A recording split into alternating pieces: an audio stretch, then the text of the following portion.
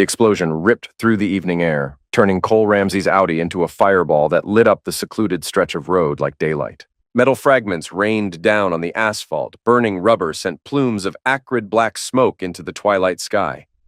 The dashboard's digital clock had read 7:42 p.m. when the detonation tore through the undercarriage. 7 seconds before the blast, Cole had felt the almost imperceptible click beneath his seat. His EOD training kicked in, a trigger mechanism. Without thinking, he'd yanked the door handle, hurled himself from the moving vehicle, and rolled into the drainage ditch. The car had continued another 30 feet before erupting. Now, ears ringing and skin scraped raw, Cole lay motionless in the muddy water. The heat licked at his face even from 50 feet away. This hadn't been an accident. Someone had wired his car to blow. Someone who knew his schedule. Someone who knew he'd be alone on this road. His wife, Tessa. 3 weeks earlier, he'd found the text messages, coded, but not enough to fool someone who broke encryption for a living. He hadn't confronted her, just watched, waited, installed microscopic cameras in their Buckhead home, backed up her cloud drives, logged her calls, and now they tried to eliminate him. Cole slid deeper into the water as headlights approached. A black Range Rover pulled alongside the burning wreckage. Cole watched Tessa step out, designer heels clicking on the asphalt. She didn't scream, didn't call 911, just stood there, arms crossed, watching the flames. A tall man emerged from the passenger side, Brandon. Cole recognized him from the surveillance footage. Dr. Brandon Kessler, plastic surgeon to Atlanta's elite and his wife's lover for the past 9 months. Brandon approached the burning car cautiously, holding his arm up against the heat. "I don't see a body." "He couldn't have survived that," Tessa said dismissively. "Look at it. We need to be sure." Brandon sounded nervous now. "What if the insurance company needs a body? It doesn't work that way." Tessa's laugh was brittle. "They'll assume he's in there. Find some teeth, maybe. That's all we need." Cole reached for the dog tags around his neck, the ones he'd worn since Afghanistan. With a sharp tug, he ripped them free and palmed them in his mud-caked hand. "Let's go," Tessa said. "Someone might drive by." "This is risky, Tessa. If they investigate, the brake line was faulty. That's all they'll find. Now come on." Cole watched them climb back into the Range Rover. As they sped away, he dragged himself from the ditch and hurled his dog tags through the shattered rear window of his burning car. It was time to disappear. And then, when they least expected it, to return. 2 days later, Tessa Ramsey stood in the polished offices of Piedmont Insurance, wearing widow's black and clutching tissues she hadn't actually used. "The remains were conclusively identified as your husband's," the claims adjuster said, sliding papers across his desk. "The dental records and the dog tags confirmed it." Tessa dabbed at her dry eyes. "It still doesn't feel real." "I understand, Mrs. Ramsey. The policy pays out $3 million. Given the circumstances, we expedited the claim." Her signature slashed across the documents with practiced precision. Outside, Brandon waited in his Mercedes, sunglasses hiding the triumph in his eyes. She slid into the passenger seat, allowing herself the first real smile since the explosion. "It's done," she said, reaching for his hand. "We're free." Brandon pulled her into a kiss that tasted of expensive scotch and victory. "How long until the funds clear?" 5 business days. She ran her fingers through his salt and pepper hair. "Then we pay off my debts, sell the house, and disappear to the Caymans." "What about the lake house? Have you listed it yet?" Tessa smiled, a predatory flash of teeth. "Actually, I thought we could keep it. Use it as our little getaway when we return to the States. Nobody knows about it. It's completely off the grid." Brandon frowned. "Is that safe?" "It's perfect. It's where we'll go tonight to celebrate." What neither of them noticed was the matte black drone, no larger than a hummingbird hovering near Brandon's car, its miniature microphone capturing every word. In a sparse studio apartment across town, Cole watched the feed from the drone on his laptop. 48 hours since his death, and he was already a ghost, paid in cash for the apartment, used the fake ID he'd created years ago during a paranoid phase after returning from deployment. The burns on his arm stung beneath the bandages. His right ankle throbbed where he'd twisted it in the fall. But physical pain was nothing compared to the cold rage that had crystallized in his chest since watching Tessa stand motionless before his burning car. He'd loved her for almost 12 years, given her everything, and she'd planted a bomb to collect his life insurance. Cole opened another window on his laptop, accessing the cameras he'd installed throughout their home before his accident. The house was empty. They were heading to the lake house he wasn't supposed to know about. The property Tessa had purchased through a shell company using funds he couldn't trace. Until now. He typed rapidly, breaking into Tessa's cloud storage. Password-protected folders opened under his expert touch, revealing documents, photos, and audio files. He clicked on one, a recorded conversation from 3 weeks ago. Tessa's voice filled his apartment. Just make sure the explosion doesn't leave a body. I don't want to identify pieces of him. Brandon's laugh followed. Trust me, with that amount of explosives under the driver's seat, there won't be much left. You'll be a very wealthy widow by this time next week. Cole had known, but hearing her laugh about his dismembered body, solidified something inside him. He wouldn't just expose them, he would destroy them, methodically, completely, until they had nothing. Cole pulled up his military photo, the one from his personnel file. With quick, decisive movements, he began altering it, adding a beard, changing his hair color, subtly reshaping his features. This would be his new identity. Michael Reeves, former client of attorney Quinn Baylor. The woman he'd once loved before Tessa, the woman who didn't know he was still alive. But she would soon, and she would help him tear Tessa's world apart. Quinn Baylor's law office overlooked Peachtree Street, the heart of Atlanta's business district. At 36, she'd built a reputation as a ruthless divorce attorney who specialized in cases involving infidelity and financial fraud. Her honey blonde hair was pulled back in a severe bun, her charcoal suit impeccably tailored as she reviewed case files. The intercom buzzed. Miss Baylor, your 2 o'clock is here. Michael Reeves. Quinn straightened her desk. Send him in. The man who entered wasn't what she expected. His face was partially hidden behind a neatly trimmed beard, and dark-framed glasses sat on a nose that seemed slightly off, almost like it had been broken and reset. Something about his bearing triggered a distant memory she couldn't quite place. Miss Baylor, he said, his voice a controlled baritone, thank you for seeing me. Please sit. Quinn gestured to the chair opposite her desk. How can I help you, Mr. Reeves? The man settled into the chair with military precision. I need someone who specializes in asset recovery and identity theft. Your name came highly recommended. Quinn smiled professionally. May I ask who referred you? Cole Ramsey. The name hit her like a slap. Her posture stiffened, fingers gripping her pen too tightly. Cole Ramsey is dead, Mr. Reeves. Car accident 2 days ago. The man leaned forward, removing his glasses. Blue eyes locked onto hers. Eyes she would recognize anywhere. Eyes she'd once woken up to every morning. No, Cole said quietly. I'm not. Quinn's pen clattered to the desk. Jesus Christ, she whispered. Cole. He placed a finger to his lips.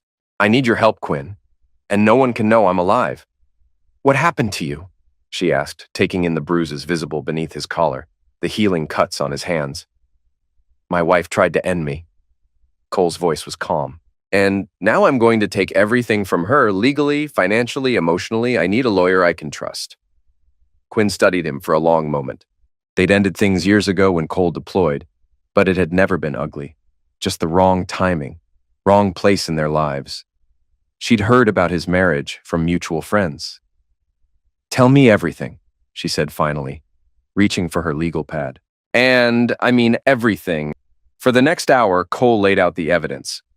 The bomb in his car, the life insurance payout, Tessa's affair with Brandon Kessler, the hidden lake house, the $300,000 in debt Tessa had accumulated without his knowledge. Quinn listened, her expression darkening.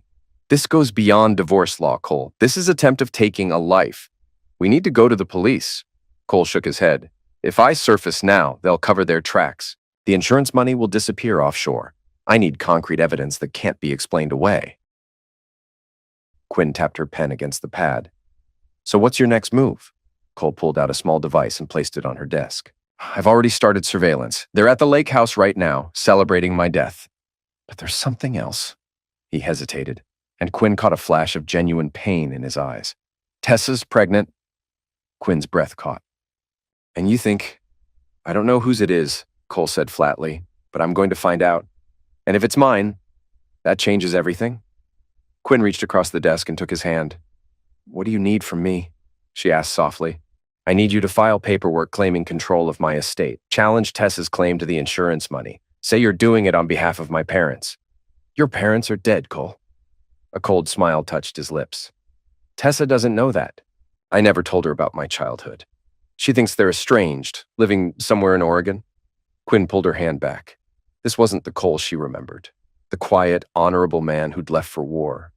This was someone harder, colder. I'll help you get justice, but I won't help you do anything illegal, she said carefully.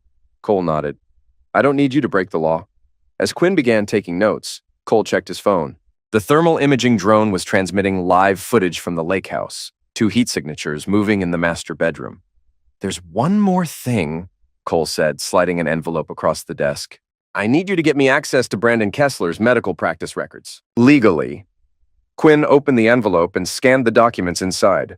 Printouts of text messages between Brandon and a pharmaceutical rep, discussing kickbacks for prescribing certain opioids.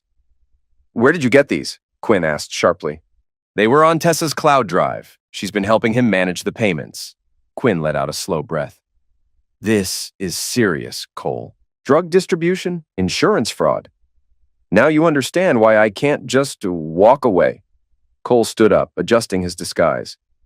They're not just criminals. They're dangerous. As Cole reached the door, Quinn called after him. If the baby is yours, what then? Cole paused, his hand on the doorknob. For a moment, the cold mask slipped, revealing a glimpse of the man she'd once known. Then I make sure my child never knows what kind of monsters their mother and her lover really are. His voice hardened again. One way or another. The lake house nestled against the shoreline of Lake Lanier, its modern architecture of glass and stone reflecting on the water's surface. Hidden by a screen of pine trees, it offered the privacy Tessa and Brandon craved. They had no idea they were being watched. Cole had established a surveillance post in an abandoned boathouse a quarter-mile down the shoreline. 3 thermal drones rotated monitoring duties, their batteries lasting 8 hours each before needing to be swapped out. Inside the cramped, musty space, he'd set up his equipment, laptops, signal boosters, directional microphones. For 5 days, Cole had barely slept, documenting their every move, every conversation. His military training served him well, the patient vigilance of a sniper, the meticulous documentation of an intelligence officer. On the 6th day, he finally struck gold. Tessa stood on the deck overlooking the lake, phone pressed to her ear, unaware of the directional microphone capturing every word. No, you listen to me, she hissed into the phone. I need those debts cleared before the insurance money transfers. If my credit is flagged now, they might investigate. She paced barefoot, her free hand resting protectively over her slightly swollen abdomen. I don't care what you have to do, Marcus. That's what I pay you for. 300,000 needs to disappear from my record by Friday. Cole zoomed in with his camera, capturing her expression as she ended the call. Fear. Brandon emerged from the house carrying 2 glasses of wine. He handed one to Tessa. Should you be drinking that? Cole murmured to himself, focusing the microphone. Tessa took the glass but didn't drink. Marcus is having trouble with the debt consolidation. The insurance company might flag the transfer. Brandon's confident demeanor faltered. What? You said this would be clean. It will be. Marcus just needs more time. We don't have more time, Brandon snapped, his voice rising. My partners are asking questions about the clinic's finances.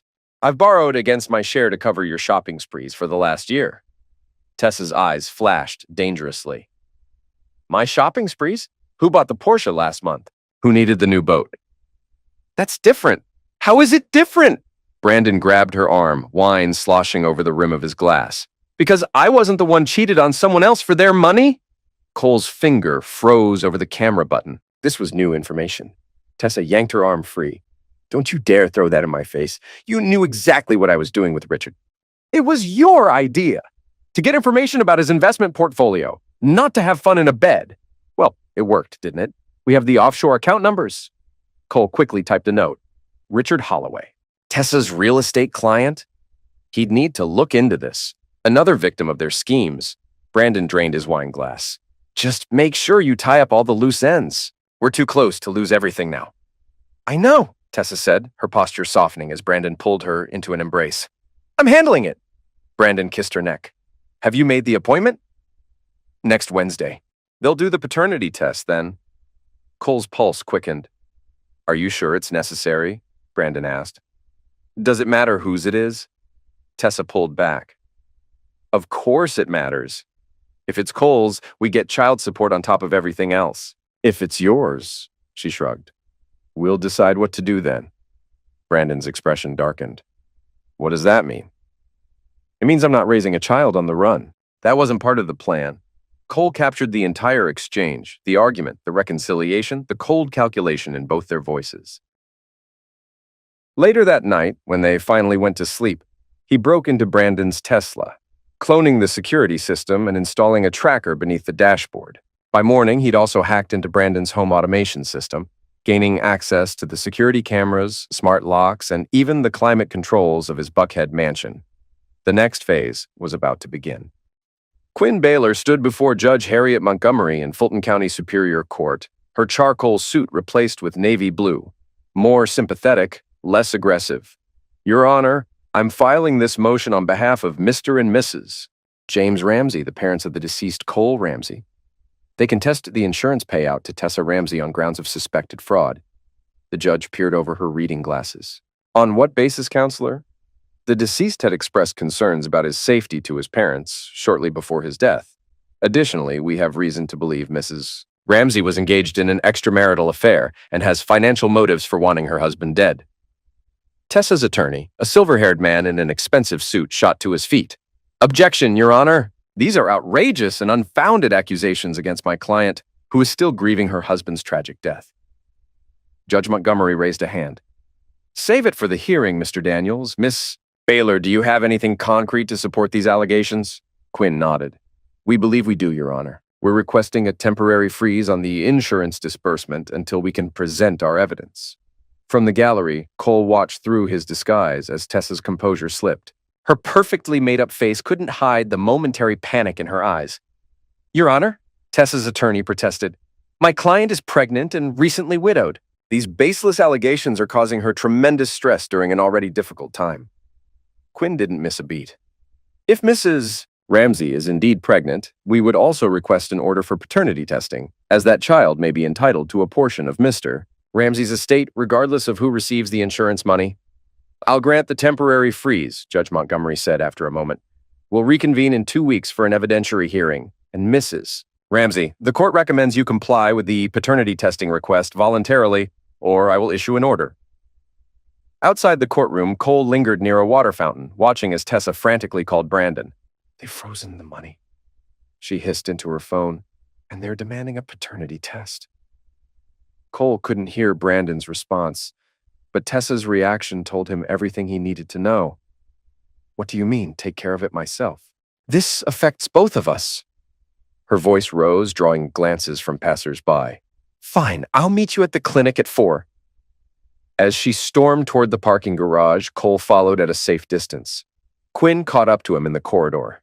That went well, she murmured. But we don't have much time. 2 weeks to build a case. I've got more than enough, Cole replied quietly. But I need access to the clinic. Brandon's doing the paternity test himself. They're going to fake the results. Quinn looked alarmed. That's a serious accusation. I heard them planning it. If I can get evidence of them tampering with medical records, that's not legal entry, Cole. I can't help you break into a medical facility. I won't break in. Cole's expression was unreadable behind his disguise. I'll be invited? Before Quinn could ask what he meant, Cole was already walking away. Be careful, she called after him. You're playing a dangerous game. Cole didn't look back. It's not a game. It's a war. Doctor. Brandon Kessler's aesthetic surgery clinic occupied the top floor of a sleek medical complex in Buckhead. As one of Atlanta's most exclusive plastic surgeons, his client list included celebrities, politicians' wives, and old-money socialites who trusted him to keep them looking decades younger than their actual age. None of them knew about the side business in prescription opioids. Cole sat in his nondescript sedan across the street, watching the staff exit at the end of the day. He'd spent a week studying the clinic's routine. Who left when, which lights stayed on, which doors remained unlocked. At precisely 7:15 p.m., Brandon's Tesla pulled into his reserved spot. 15 minutes later, Tessa's Range Rover arrived. Cole zoomed in with his camera, catching the brief kiss they shared before entering the clinic through the private rear entrance. It was time. Cole slipped out of his car and crossed the street, dressed in pressed slacks and a blue button-down, the uniform of medical equipment technicians everywhere. He carried a tablet and a small tool case with authentic-looking service badges clipped to both. At the front entrance, he pressed the after-hours buzzer. The night receptionist answered through the intercom. Atlanta Aesthetic is closed. We open at 9 a.m. tomorrow. Medical equipment service, Cole responded, holding up a fake ID to the security camera. Dr. Kessler reported issues with the new imaging system. I'm Wayne from biotech support. A hesitation, then. I don't see any service appointments scheduled. It's urgent. The manufacturer flagged a critical software vulnerability. We're hitting all our installed units tonight. Cole checked his watch. Should only take 20 minutes. Another pause. Then the door buzzed.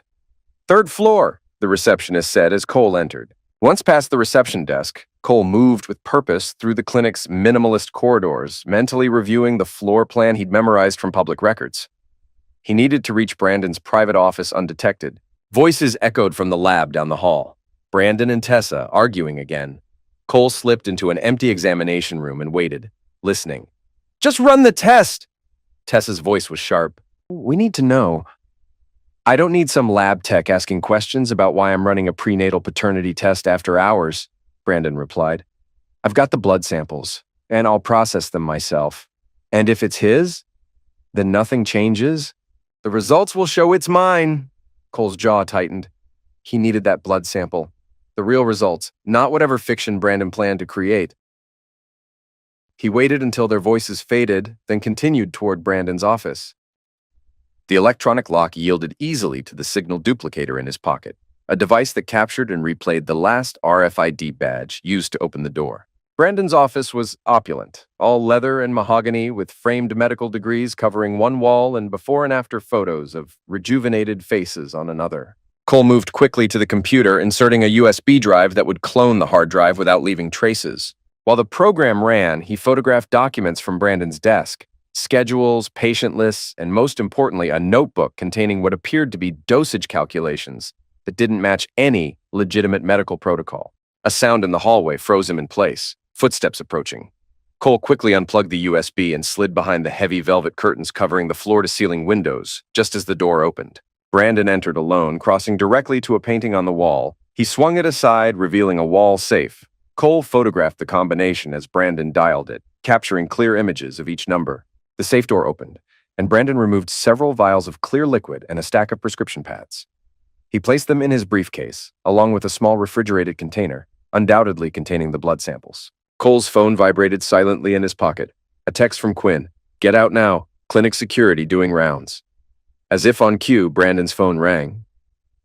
Dr. Kessler, he answered. Yes, I'm still here. Working late. A pause. A service technician? I didn't authorize. Brandon spun around, scanning the office. For a horrible moment, his gaze seemed to fix on the curtains where Cole was hidden. No, send security up immediately, Brandon ordered, and call the police. The moment Brandon stepped out to meet security, Cole emerged from hiding. He had perhaps 2 minutes before they locked down the building. Not enough time to reach the exit. He glanced at the window. 10 floors up. No escape there. His gaze landed on the ceiling tiles. The building's blueprints had shown a maintenance crawl space connecting all the offices on this floor. Cole quickly dragged a chair beneath an air vent, unscrewed the cover, and hoisted himself up into the narrow space, just as voices approached outside. Replacing the vent cover, he began crawling through the dusty darkness, navigating by memory toward the emergency stairwell at the building's rear. Below, he could hear security guards searching offices, Brandon's angry voice directing them. Check everywhere! He's stealing patient information! It took nearly 20 minutes of careful movement before Cole reached the stairwell access panel. He dropped down into the empty staircase and descended rapidly, exiting through a service door that triggered an alarm as he pushed through it. By the time security responded to the alarm, Cole was already across the street, sliding into his car. As he pulled away, he watched police cruisers arrive at the clinic, lights flashing. He'd gotten what he came for. Proof of Brandon's illegal prescription operation and, more importantly, confirmation that they planned to falsify the paternity test. But he'd also lost the element of surprise. They knew someone was onto them now. The game had changed. 2 days later, Cole sat in Quinn's office reviewing the evidence they'd compiled. Brandon's running an opioid ring through his practice, Cole explained, spreading photos across her desk. These prescriptions are for patients who don't exist. And these, he pointed to a spreadsheet, Our payments routed through shell companies back to him, and Tessa's helping him. Cole pulled up an audio file on his laptop. Tessa's voice filled the office. The shipment from Mexico arrived. 20,000 pills. I've updated the inventory spreadsheet with the real patients' names, like you asked. Quinn rubbed her temples. Jesus!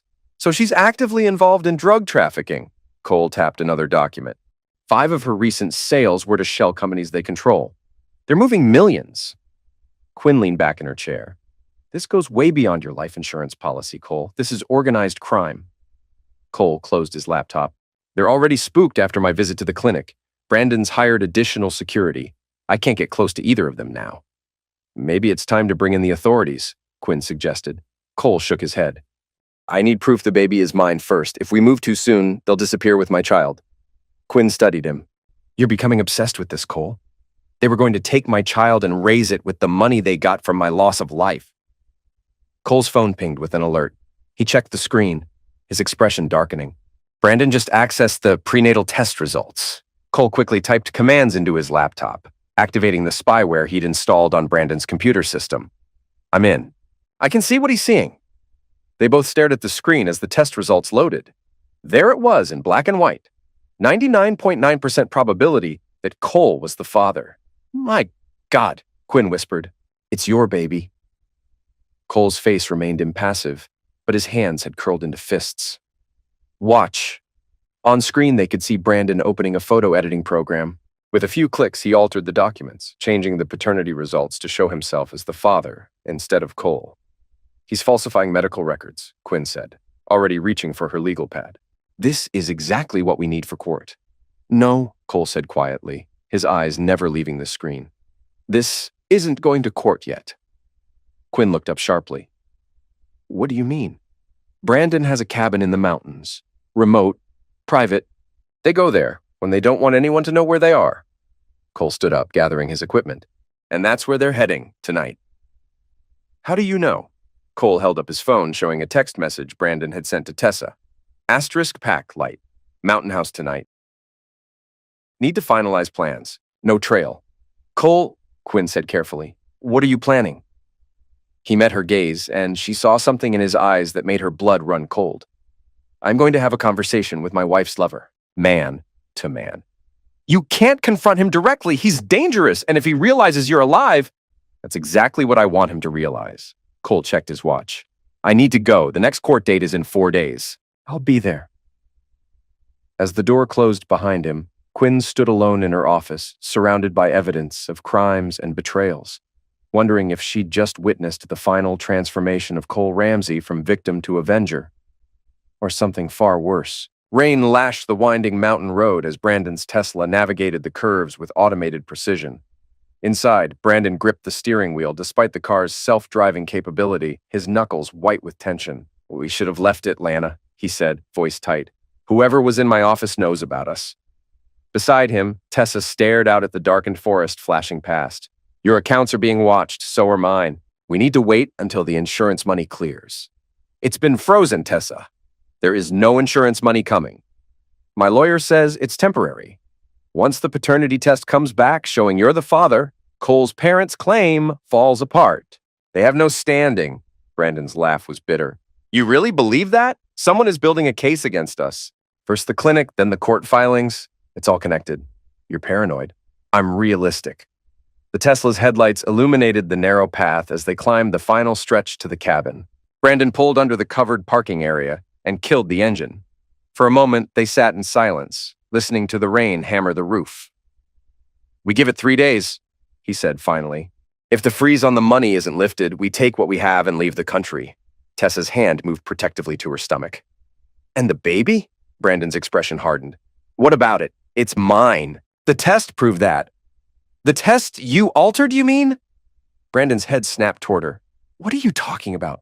I'm not stupid, Brandon. I saw you changing the results on your laptop. Tessa's voice was ice cold. The baby is Cole's, isn't it? Brandon's face flushed with anger. Does it matter? Cole is dead. This baby will have my name, my legacy, my fortune. Our fortune, Tessa corrected.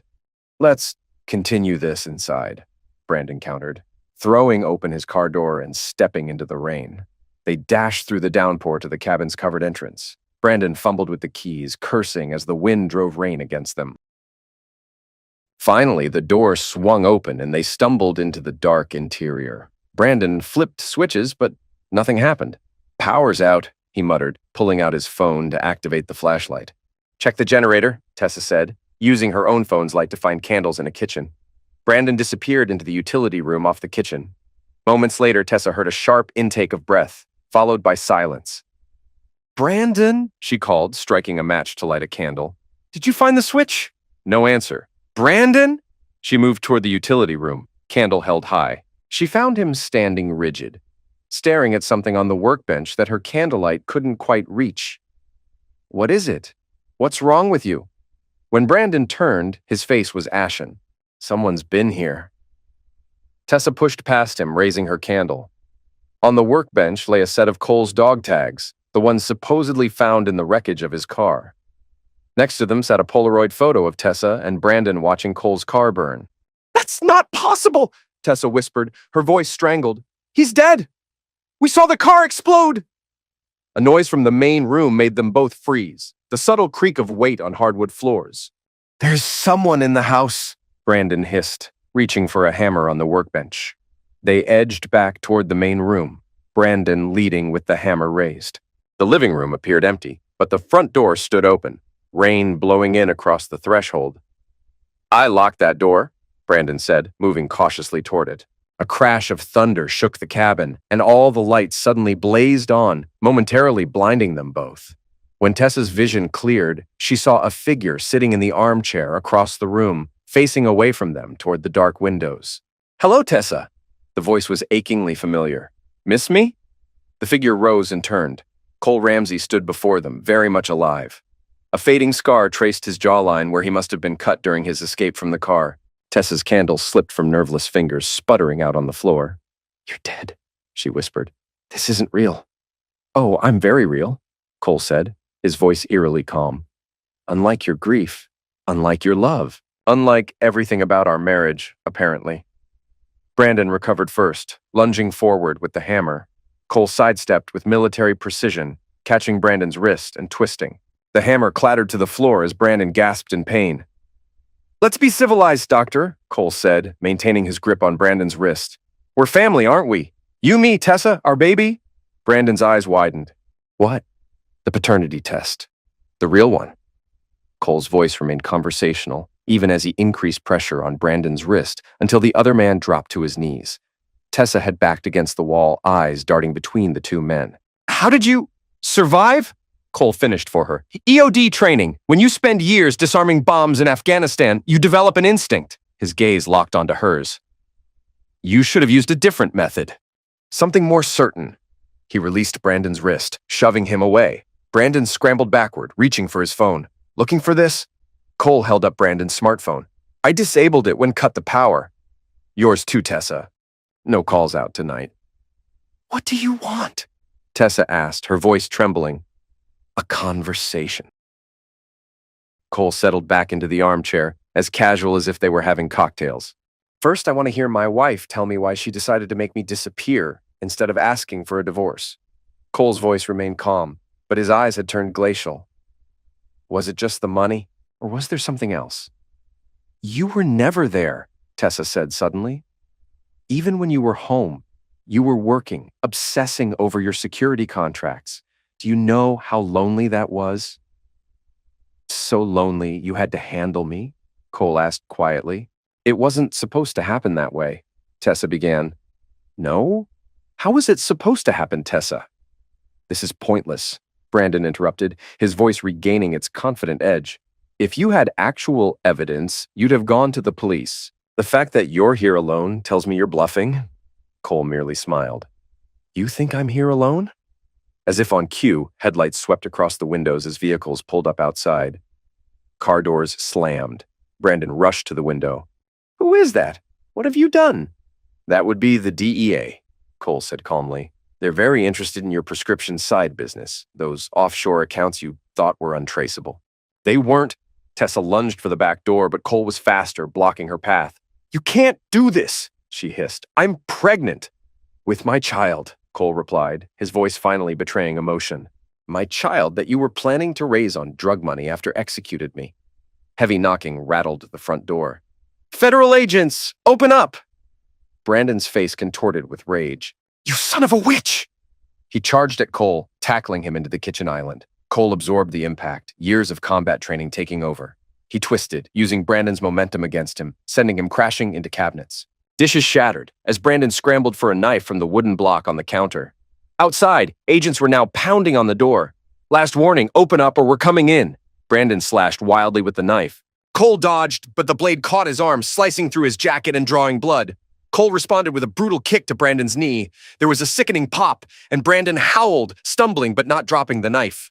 You're dead, Brandon snarled, limping forward. You hear me? Dead for real this time? Cole backed toward the utility room, drawing Brandon away from Tessa, who stood frozen near the back door. As Brandon lunged again, Cole grabbed a fire extinguisher from the wall and swung it in a vicious arc. Metal connected with flesh. Brandon crumpled, blood streaming from a gash on his temple, the knife skittering across the floor. The front door burst open. DEA agents poured in, weapons drawn. Federal agents, everybody down, hands where we can see them. Cole raised his hands. He's armed, he said, nodding toward the fallen knife. As agents secured Brandon, Cole's eyes found Tessa's. She hadn't moved, hadn't tried to run. As agents led her away, Cole caught her arm. One more thing, Tessa. That baby, my baby, will never know you existed! Her eyes widened with genuine fear for the first time. Before she could respond, the agents escorted her outside to the waiting vehicles. Cole stood alone in the wrecked kitchen, his arm bleeding, surrounded by the ruins of his marriage and the life. Outside, red and blue lights pulsed through the rain. It wasn't over, not by a long shot, but phase 1 of his plan was complete. Brandon and Tessa were facing federal charges, but Cole knew the legal system well enough to know that charges weren't convictions. People with money and connections often found ways to slip through the cracks. He needed insurance, leverage to ensure they never came near him or his child again, and for that, he needed Quinn. 3 days after the arrests at the mountain cabin, Atlanta buzzed with the scandal. Local news led with the story. Prominent plastic surgeon and real estate broker arrested in drug trafficking bust. Details were still emerging about the extent of their operation, but the DEA had been remarkably forthcoming with information, a fact that puzzled many observers but made perfect sense to Cole. He'd made a deal. Your testimony in exchange for custody guarantees, Quinn explained, sliding documents across her desk to Cole. The prosecutor's office has agreed that regardless of what happens with the criminal charges, they'll support your petition for full custody of the child when it's born. Cole reviewed the papers carefully. And if they manage to beat the drug charges? Unlikely, given the evidence. But even if they do, we have the attempted hit charges as backup. Quinn tapped another folder. I've filed the wrongful death claim against both of them. Technically, you're suing them for trying to execute you. Ironic, Cole said, signing the documents with a steady hand. When is the arraignment? Tomorrow. Brandon made bail, $5 million. His medical partners covered it. Quinn's expression was grim. Tessa wasn't so lucky. No one stepped up for her. Cole felt nothing at this news. No satisfaction, no pity. Just cold determination to continue his plan. What about the insurance money? Frozen indefinitely. The company has opened a fraud investigation. Between that and the assets the DEA has seized, they're cash poor suddenly. Quinn studied him. You look terrible, by the way. Are you sleeping at all? Cole ignored the question. I need access to the courtroom tomorrow, without being recognized. Quinn sighed. The press will be there in force. This case has everything they love. Rich people, drugs, violence, betrayal. Perfect. Cole stood up. That's exactly what I need for the next phase. Which is complete destruction. Cole checked his watch. Not just legal consequences. I want their reputations, their futures, their very identities dismantled. Quinn looked troubled. Cole, you've already won. Cole kept silence. As he headed for the door, Quinn asked quietly, Have you thought about what happens after? When this is all over and you have custody of your child? Cole paused. He hadn't allowed himself to think that far ahead. His entire focus had been on vengeance, on destroying the people who had betrayed him. One battle at a time, he said finally, and left, without looking back. The Fulton County Courthouse steps teemed with reporters the next morning as Brandon Kessler, once Atlanta's celebrity surgeon, was escorted inside by his legal team. He wore an immaculate suit and an expression of righteous indignation. Among the journalists jostling for position was a bearded man with thick glasses and a press badge identifying him as Michael Chen from the Atlanta Journal-Constitution. No one looked twice at him, just another reporter in the scrum. Inside the courtroom, Chen took a seat in the press section, directly behind Brandon and his attorneys.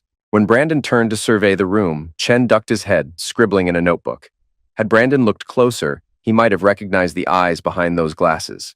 The same eyes that had watched him fall under DEA custody 3 nights earlier. The arraignment proceeded with the formal reading of charges: illegal distribution of controlled substances, fraud, money laundering, and conspiracy. Brandon pleaded not guilty to all counts, his voice steady and confident. Tessa was brought in separately, looking considerably less polished in her orange jumpsuit. The judge denied her bail request, citing flight risk concerns. Cole felt nothing watching her go. The woman he'd married had never truly existed. Outside, after the hearing, Brandon held an impromptu press conference on the courthouse steps, his legal team flanking him protectively. "These charges are completely baseless," he declared to the forest of microphones. "I am a healer. I've dedicated my life to helping people. This prosecution is motivated by jealousy from competitors and fueled by sensationalist reporting." Cole moved through the crowd, positioning himself for what came next. He nodded slightly to a woman standing near the back. "Quinn, right on schedule." As Brandon continued his speech, Quinn approached a court officer, speaking quietly and handing him an envelope. The officer read the contents, then moved purposefully toward Brandon. "Dr. Brandon Kessler," the officer interrupted. "I'm serving you with these papers in the matter of Ramsey v. Kessler and Ramsey?" Brandon faltered, taking the envelope reluctantly. "What is this?" one reporter called out. "A wrongful death lawsuit," Quinn announced loudly, stepping forward, "filed on behalf of Cole Ramsey's estate against Dr. Kessler and Tessa Ramsey for conspiracy to commit a hit." The press erupted, cameras flashing, reporters shouting questions. Brandon's attorney tried to hustle him away, but the damage was done. As the chaos unfolded, Cole slipped away, already moving to his next target: Brandon's clinic. By noon, Cole sat across from the Atlanta Aesthetic Surgery Center, listening through his earpiece. The hidden mics he'd planted weeks ago captured every panicked word as the news of the wrongful death lawsuit hit. "Dr. Kessler says it's all lies," the office manager told the staff. "Keep working as usual." Cole gave a thin smile. That wouldn't last.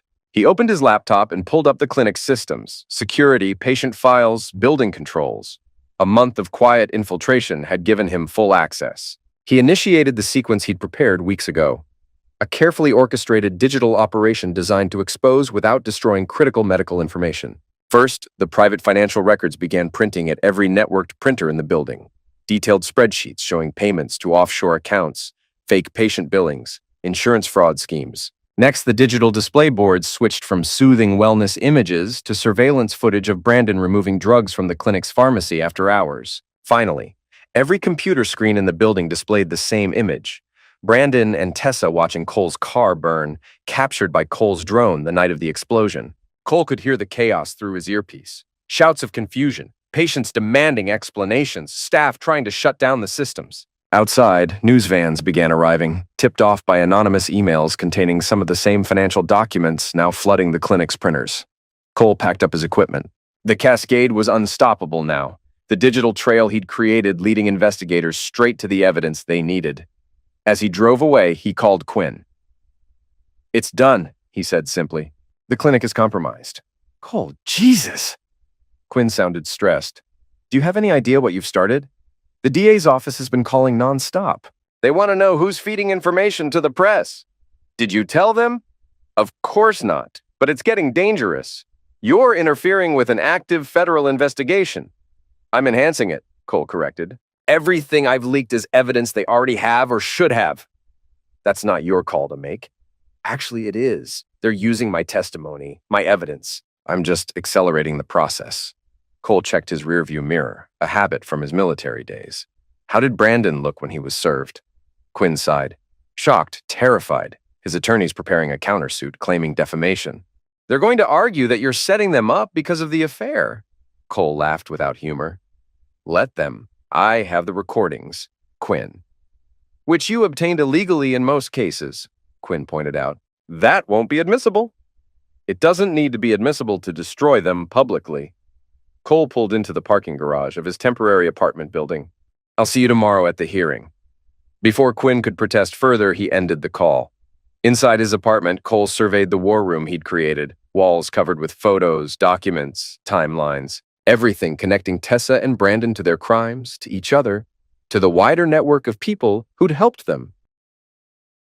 Tomorrow would be the final phase, the complete destruction of their public identities. And then finally, he could begin to think about the future. Tessa Ramsey sat across from her public defender in the jailhouse consultation room.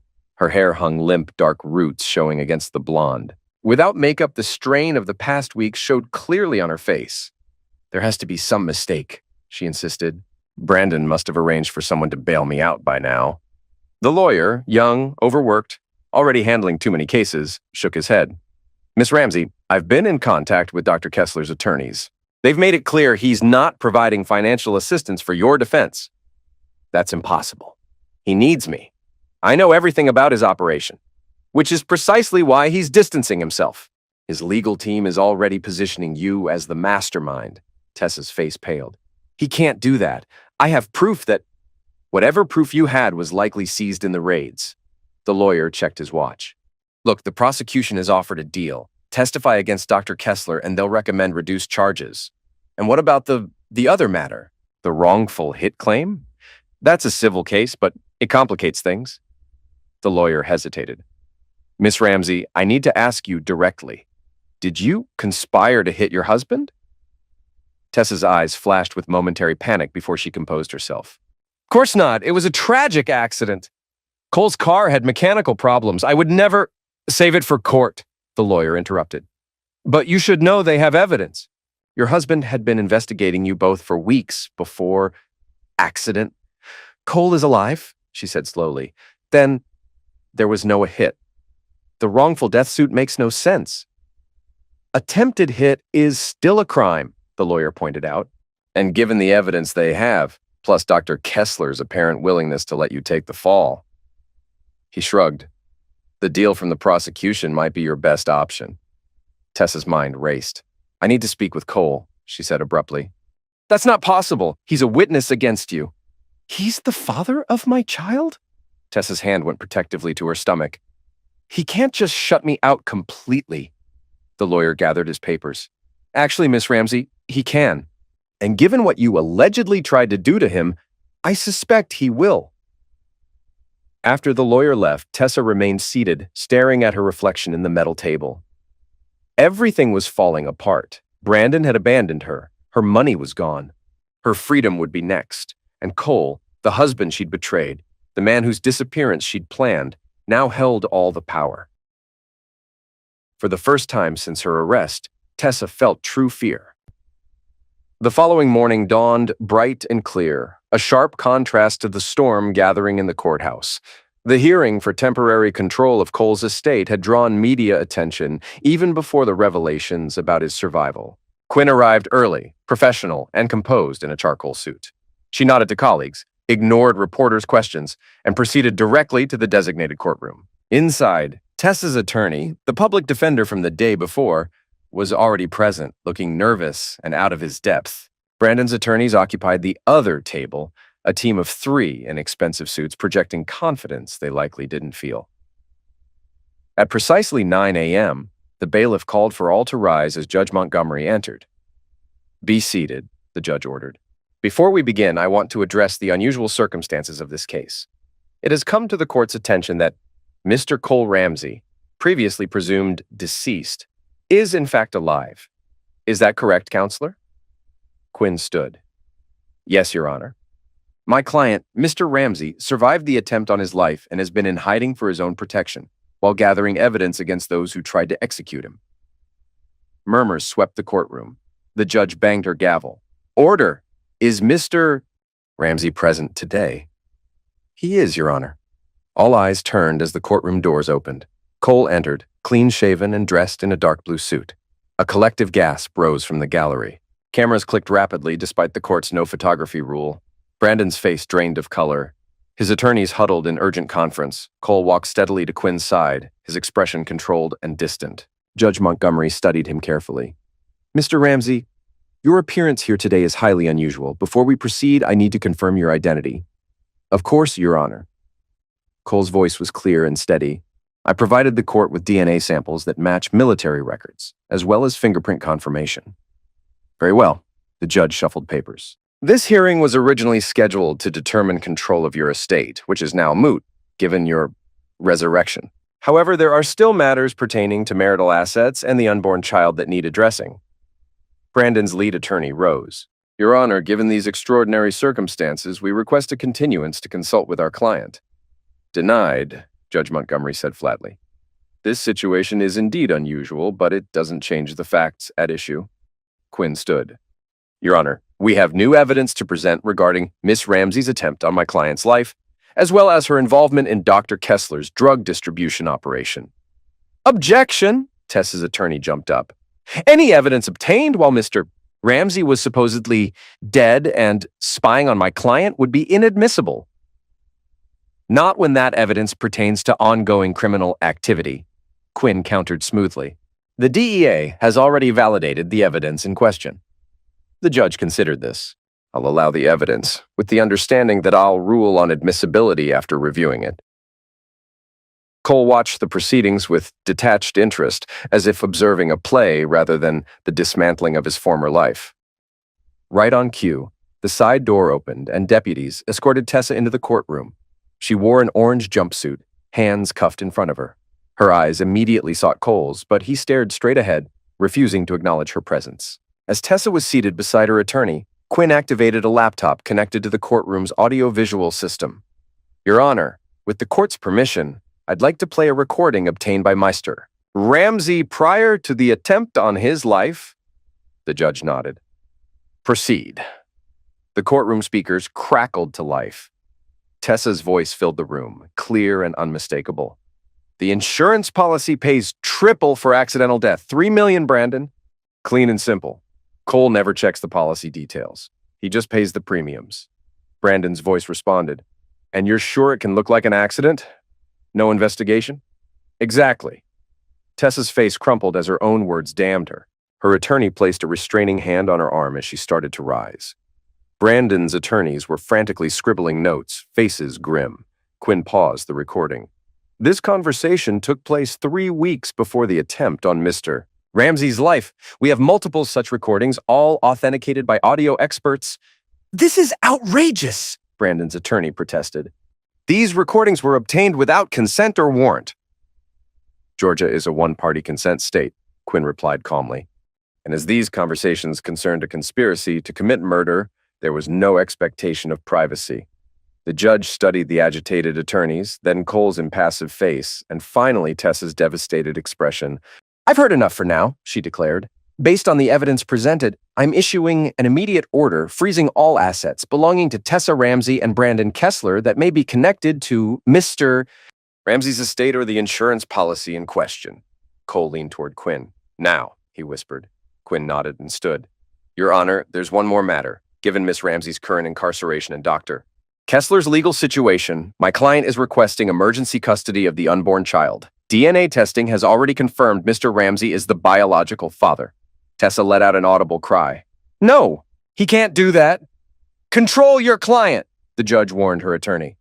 Your Honor, Quinn continued, we have medical records showing Miss Ramsey continued to use controlled substances after learning of her pregnancy, putting the child at risk. This was the final blow. The evidence Cole had obtained from Brandon's medical files showing Tessa had taken prescription opioids well into her first trimester. Furthermore, Quinn added, Miss Ramsey and Dr. Kessler conspired to falsify paternity tests to deprive my client of his parental rights. We've submitted evidence of this tampering to the court. The judge's expression hardened. If these allegations are proven true, this court will have no choice but to grant Mr. Ramsey's request for sole custody once the child is born. For the first time since entering the courtroom, Cole turned to look directly at Tessa. Their eyes met across the room. His cold and determined, hers wide with fear and desperation. This hearing is adjourned until next week. the judge announced. Miss Ramsey will remain in custody. All assets remain frozen pending further investigation. As the crowd began to disperse, reporters rushed from the courtroom to file their stories. The narrative was too perfect to resist. Betrayed husband returns from the dead to reclaim his child and fortune from the wife who tried to execute him. Cole stood beside Quinn, untouched by the chaos around him. "It's almost over," Quinn said quietly. "No," Cole replied. "There's one more thing." That evening, Tessa's real estate brokerage hosted an open house for a $4.2 million Buckhead mansion, a listing too valuable to cancel despite its agent's legal troubles. The company had assigned another broker to handle the event, explaining Tessa's absence as a family emergency.